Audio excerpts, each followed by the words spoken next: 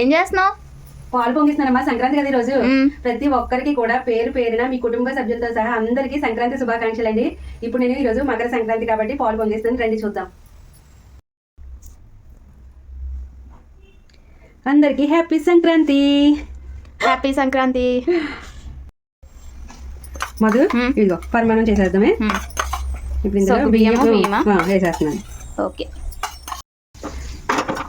మధు, ఇదిగోమ్మ ఇక్కడ పరిమాణం ఉడికిపోయింది మనకి. ఓకే, చూసావా క్రీమీ క్రీమీగా. నేను దించేసుకున్నాను. ఒక 5 నిమిషాలు అవుతుంది. ఇక్కడ ఏగిపోయి చూడు. ఇప్పుడు వేసేస్తున్నాను ఇందులోనే. ఓకే, షుగర్ కలిపేసా? ఇంకా లేదమ్మా, బెల్లం కలపాలి. అంటే కొంచెం వేడి వేడి దాని మీద బెల్లం కలిపేయకూడదు పరిమాణానికి.